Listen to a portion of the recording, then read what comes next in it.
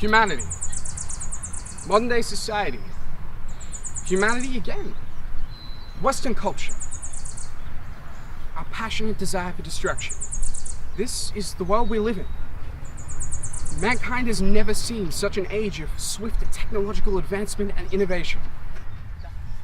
Some of these new devices which our society now takes for granted, funnily enough, are necessities in our own lives.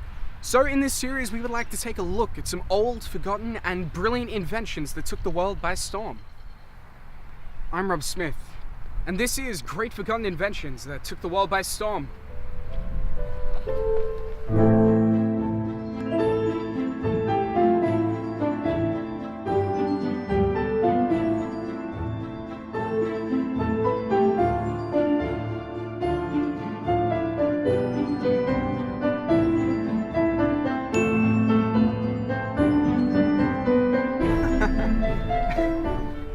Oh hi, I'm at the local tree.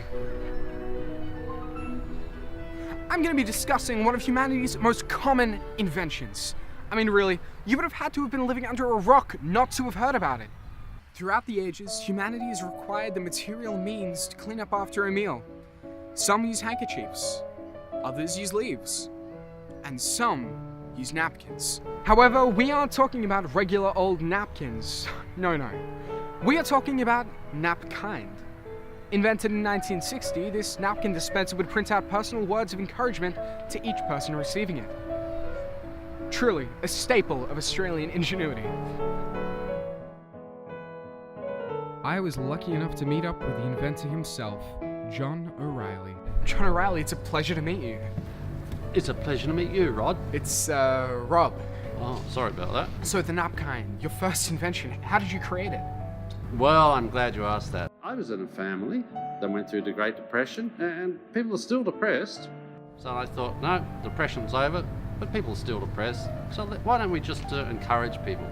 So I thought, well, where are people going to meet? Restaurants, yeah. Napkins, yeah. This is where we need to have messages. So I decided, let's put messages on napkins. So the early machines were useless. They just didn't print properly. They couldn't remember anything. There was no data. It was like, nothing like today. But anyway, I figured it out. Morse code, that's the way to do it. Morse code is going to make the mark on the world, napkinds. It was clear that with its current limitations, it was not going to take off in Australia. However, John had another idea for success. He found a spot at the 1964 New York World's Fair. The Great Unisphere.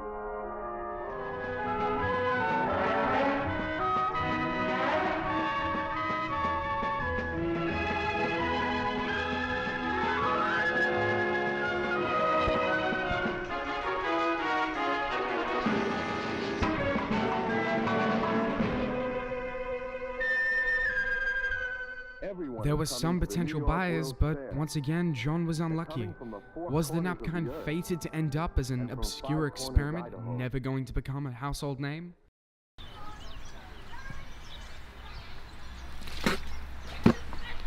Well, obviously not, as John would soon find success through his son, Bill. Graduating with a degree in marketing, Bill would soon find himself picking up where his father had left off. I was lucky enough to also meet with Bill at some point. Bill, it's an absolute pleasure to meet you. Thank you, Ross. It's good to be here. It's Rob. Can we get a name tag? So, your most famous business campaign, the Napkind. Ah, yes, the Napkind. Most of my success came from that invention, actually. Not that I invented it, but yes, the advertising campaign we had for it back in the 90s was just spectacular. With the new advertising campaign, people were finally beginning to see the value of the Napkind. And over time, the world was going to see an age of repeated kindness, encouragement, and really clean mouths.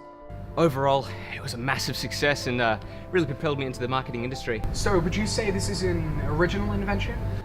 No, my father, John, he was the one who created it. I just expanded on what he'd already created and made it popular.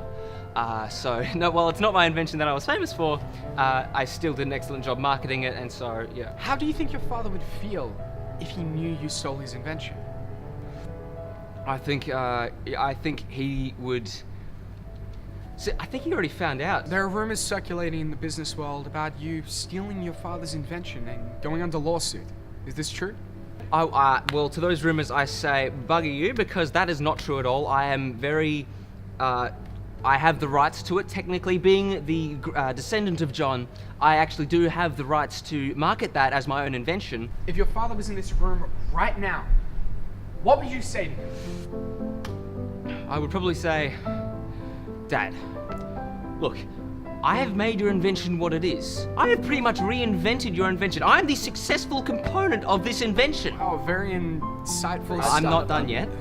I would say, Dad, look at all the money I've made from your invention. Look at what I've done with the nap kind. It is pretty much my invention. To be fair, I'm not even fazed by the fact that you're trying to sue us for plagiarism. Wow, very deep and personal stuff right there. Thanks for the insight. No problem.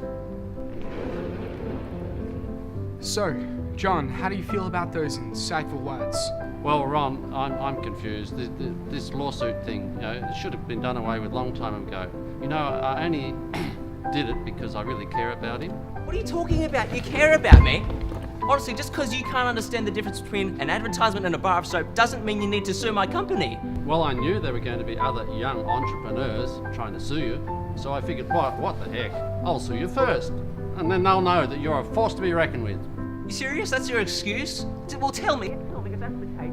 As you can see in the search for fame, and the nap kind, it's really taken its toll on this family. Security, can we get this smart aleck out of here? No, I'm meant to be here. I'm meant to be interviewing them. That has been the nap kind, truly an invention of our era. One can only think to imagine a world without one. Next time, we will be looking at the Wi-Fi umbrella. What is it? What does it do? How many government conspiracy theories have been created for it? I'm Rob Smith, and this... You alright? I found my keys.